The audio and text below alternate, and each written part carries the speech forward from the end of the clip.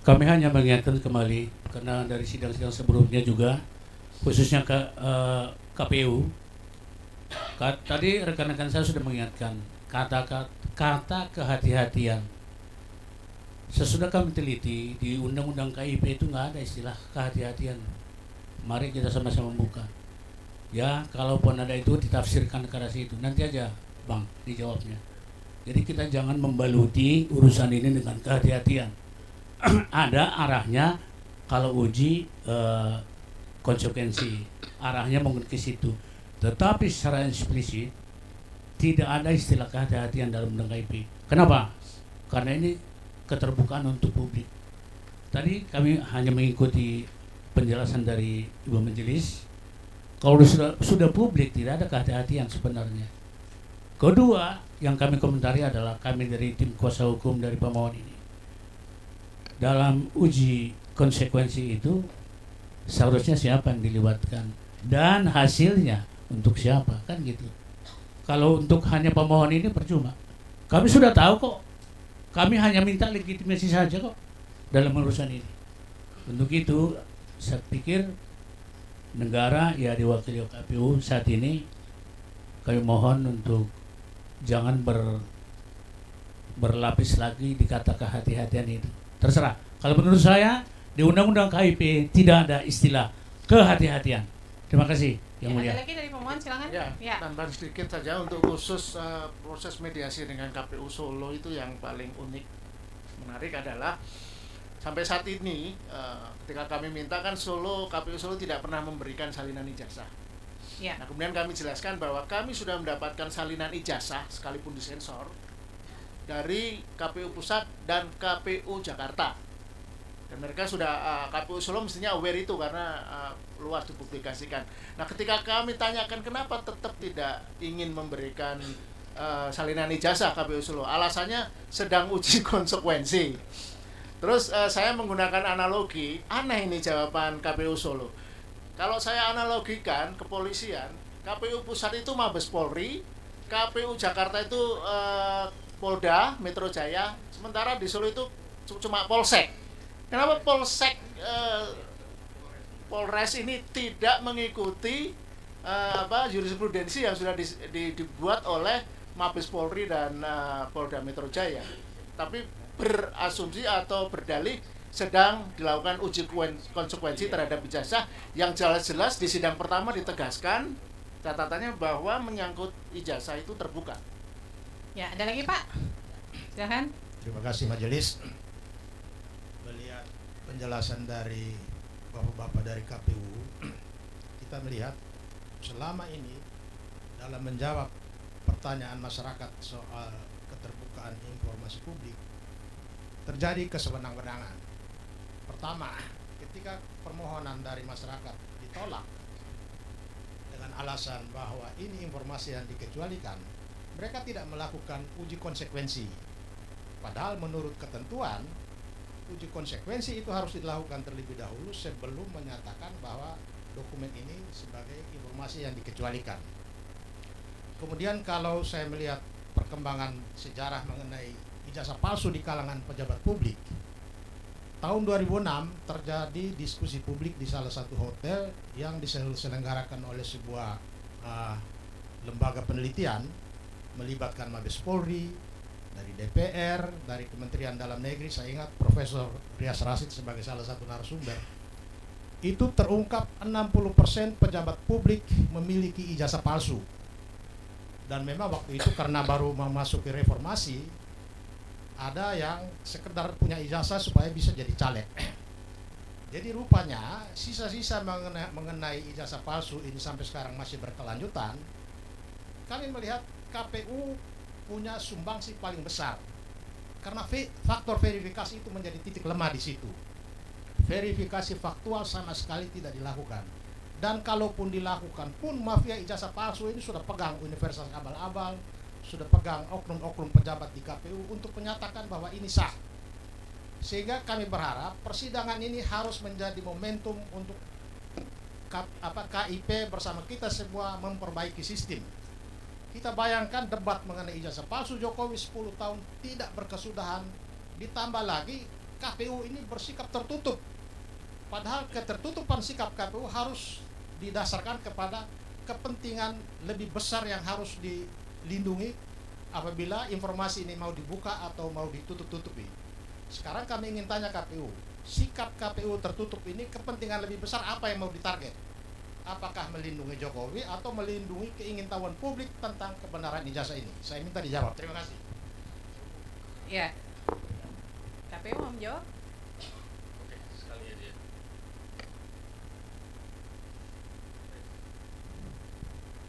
Yang mulia, mungkin sekalian jawab supaya KPU Solo juga menjawab. Ya, terakhir ya. KPU Solo ini tertutup, tidak mau terbuka ya. Ini saya mau tanya saja. Karena ada informasi di masyarakat, dugaan bahwa ketika di Solo, jadi wali kota Solo, mantan Presiden Joko Widodo itu waktu itu jadi wali kota Solo, gelarnya beda dengan ketika menjabat sebagai presiden. Apakah ini yang ditutup? Nah, ini dugaan seperti ini kan terus ada. Kalau KPU Solo masih juga tertutup. Beda gelarnya ketika dia maju gubernur dan presiden dan ketika wali kota. Pencalonannya waktu itu beda gelarnya. Nah, ini nanti mohon dijawab sekalian. Misalnya Dr. Andus dan insinyur. Itu aja. Makasih. Silakan mulai dari KPU. Tadi KPU RI mau dijawab, silakan Pak. Tes. Baik, terima kasih kuasa hukum pemohon. Jadi berulang-ulang kali kita sudah sampaikan bahwa hasil uji konsekuensi yang dilakukan oleh KPU menyatakan bahwa dengan memperhatikan pasal 17 huruf H angka 5 yang pada dasarnya ijazah itu adalah dikecualikan, dan kemudian pasal 18 ayat 2 yang memerintahkan pengecualian atas pengecualian tersebut, maka dokumen tersebut dibuka, namun hanya dapat diperlihatkan kepada pemohon informasi. Ya, terima kasih. Ya, jadi ini sebentar. Nanti kami akan mengecek ya. Jadi waktu pemeriksaan sempat kami akan mengecek semua dokumen yang ada dikuasai oleh KPU RI, KPU DKI. Hanya itu, tidak ada namanya. Kita hati-hati nih memberikan, nggak ada prinsip kehati-hatian di dalam Undang-Undang KIP ya. Kemudian yang ketiga yang saya mau sampaikan terkait uji konsekuensi itu dapat dilakukan dalam 3 waktu. Yang pertama adalah sebelum ada permohonan, yang kedua adalah ketika ada permohonan silakan dilakukan uji konsekuensi, dan yang ketiga adalah atas perintah majelis. Pertanyaan saya kepada KPU RI, apakah kemudian KPU Kota Surakarta berwenang untuk melakukan uji konsekuensi atau uji konsekuensi dilakukan oleh KPU RI? Kalau di dalam PKPU sebelumnya 22 tahun 2023 itu semua dilakukan oleh KPU RI. Ya, tapi dengan perubahan yang baru sedang harmonisasi dan hasilnya belum ditetapkan, itu nanti akan dilakukan oleh KPU RI dan KPU provinsi. Berarti sekarang belum ya? Belum berlaku kan? Belum. Nah, itu gimana tuh? KPU Kota Surakarta kok melakukan uji konsekuensi? Mengusulkan. Berarti belum. Jadi Bukan, gini loh. Sudah diusulkan? Sudah masuk ke KPU RI? sudah. Terus kemudian tahapannya bagaimana? Karena sampai saat ini sedang ada persidangan-persidangan, akhirnya belum kami lakukan uji konsekuensi terhadap hal tersebut.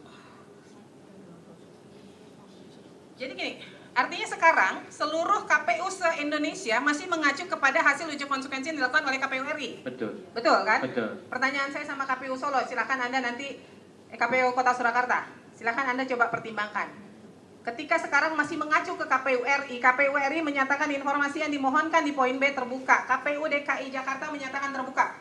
Apa yang menjadi pertimbangan KPU Kota Surakarta menyatakan ini dikecualikan?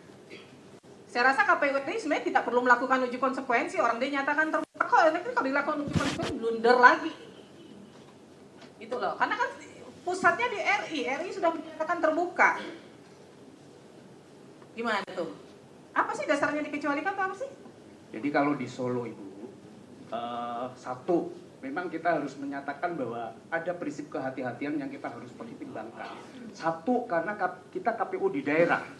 Ya, Yang kedua, seluruh informasi yang disampaikan itu mengandung informasi pribadi yang harus dilindungi. Nah kami, karena kewenangannya itu harus mengusulkan, ya itu yang kami coba. Pak KPU Saya bingung apa bedanya KPU daerah dengan KPU RI, apa bedanya KPU Kota Surakarta dengan KPU DKI Jakarta tuh bedanya apa, Pak? Saya malah ingin menegaskan. Anggarannya dari mana, Pak? Ya, anggaran dari KPU RI, tapi kalau pilkada dari daerah, Bu. Iya. Daerah APBN kan? APBD.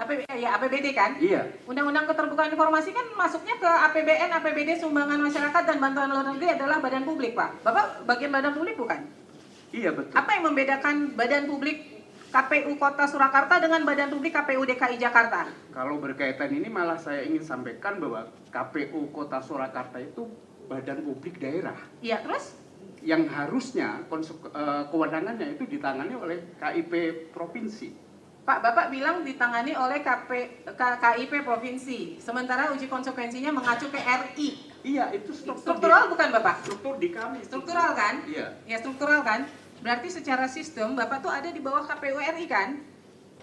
Secara hierarki, tetapi ketentuan kita mengatakan bahwa KPU Kota Solo atau KPU daerah itu berkedudukan di kabupaten, Betul. kota, di kota. Betul. Gitu. Terus maksud Bapak Komisi Informasi Pusat tidak punya kewenangan gitu? Ya, ingin menegaskan aja bahwa sesuai dengan Perki 1 bahwa di situ disebutkan bahwa badan daerah ya itu ditangani oleh KPU provinsi. Pak, kalau Bapak Badan Publik Provinsi, maka Bapak punya kewenangan untuk melakukan uji konsekuensi sendiri. Sekarang uji konsekuensi Bapak yang lakukan masih RI, berarti Bapak masih di bawah kewenangan RI, orang belum putus kok Pak untuk aturannya Pak, gimana? Belum kan? Pak, nanti kalau ketika, saya tanya KPU RI, ketika sudah putus itu, apa tadi yang disampaikan tadi? Terkait struktur, Iya. ya kan? Iya. Kemudian daerah diberi kewenangan untuk melakukan uji konsekuensi sendiri. Sampai di provinsi. Sampai di provinsi. saja. Jadi Ya. KPU RI dan KPU provinsi saja Betul. yang melakukan uji konsekuensi. Nah, kalau sekarang dalam struktur yang saat ini itu belum putus kan, Pak? Belum. Fungsinya KPU di daerah apa, Pak? Mengusulkan daftar informasi publik yang berpotensi akan dikecualikan. Semuanya masih di RI kan? Betul. Masih di RI, Pak. Masih kewenangan RI. Ya. Jadi kalau kami dari awal tahu KPU Kota Surakarta bukan kewenangan kami tidak akan sampai ke proses adjudikasi. Ya, jadi karena Sekali memang lagi itu masih pemahaman kita di Perki yang pertama itu, Bu. Yang Ya. kedua, bahwa ini adalah menyangkut dokumen pilkada. Jadi sepanjang yang kita lihat ya, kalau KPU itu berkaitan dengan pilpres, tetapi di kami DKI itu pilkada. Jadi kalau kami tidak mau tahu itu terkait apa, sepanjang informasi itu dihasilkan dari anggaran negara, maka dia menjadi informasi publik, hak badan publik. Tinggal dalam kewenangan badan publik yang boleh diakses oleh siapapun, dimanapun dan kapanpun. Gitu. Tinggal nanti badan publik melihat dikecualikan atau tidak. Nah, kan yang jadi persoalan ini yang saya tanyakan, apa sih bedanya berkas pendaftaran di KPU RI yang skupnya nasional dengan di KPU DKI Jakarta yang skupnya di DKI Jakarta juga besar dengan di KPU Kota Surakarta? Kan kalau di atasnya bilang terbuka, di bawahnya sampai ke bawah harusnya juga terbuka. Satu institusi loh, gitu loh. Ini kalau KPU RI bilang terbuka, KPU DKI Jakarta bilang dikecualikan, ini tabrakan informasi nih. Lalu kok aturan bisa tabrakan sama-sama Komisi Pemilihan Umum gitu loh? Ya nggak boleh. Itu sebabnya kenapa seperti saya kasih contoh aja Komisi Informasi. Kenapa yang membuat peraturan juklak juknis DKI pusat supaya itu berlaku sama di seluruh Indonesia. Jangan sampai kita ini A di sana daerah bisa bikin B seenaknya gitu loh. Itu sebabnya ada KPU RI gitu loh. Ya, jadi silakan nanti KPU RI coba dipertimbangkan tuh karena sudah masuk ke RI kan. Ya. Ini kalau KPU RI kemudian mengecualikan saya tanda tanya juga nih. Gimana KPU RI mengecualikan Majelis. informasinya? Boleh tanya. Jadi ada dua catatan ya. Kayaknya memang KPU Solo itu melakukan insubordinasi terhadap KPU Pusat dan Jakarta harusnya. Yang kedua, kami memohon apakah kami bisa sebagai pemohon dilibatkan dalam proses pemeriksaan dokumen di KPU Pusat nanti? Ya, kalau pemilihan tempat kita memang aturannya tidak bisa. Ya, memang hanya majelis karena kami akan melihat sampai detail sekali terkait informasi tersebut. ya. Jadi memang tidak melibatkan pihak pemohon